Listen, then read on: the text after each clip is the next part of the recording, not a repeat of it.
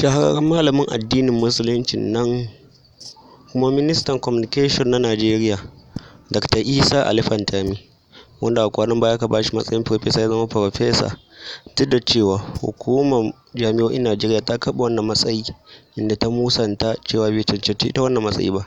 Isa Ali Fantami ya yi suna wajen sukan gwamnatin baya, wanda daga baya bayan wannan gwamnati ta Janar Muhammadu Buhari ta bashi mukami, kuma 'yan Najeriya suke zargin shi akan cewa shiru da yayi da ta'addanci da ɓarna da ake a wannan ƙasa.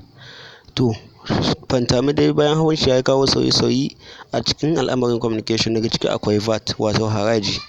In kai kira na mintinoni ko wani sakwanni ana cire haraji, wanda a cewar shi wannan hanya za a bi a taimaka ma al'umma, sannan a taimaka ma wannan ƙasa domin ci gaba. Sannan ya fitar da wani abu da ake kira da National ID Card (NIN), wanda ake haɗa shi da National ID Card, National Identity Number kenan, wanda duk wanda SIM ɗin baya da shi za a kulle shi. To yanzu ma Fantami ya ɗau aniyar cewa zai kulle kafar sadarwa mai suna TikTok, wanda wannan shafi wannan ko in ce wannan app wanda ake kira TikTok ya yi ƙaurin suna wajen lalata tarbiyya da tare da sa wasu abubuwan da basu dace ba suka dace ma addinin musulunci, wanda ya sa ban sai Isa Ali Fantami ya ce zai kulle wannan shafi na TikTok. Shi wannan muna jin ra'ayinku daga wannan Hausa Top Artist.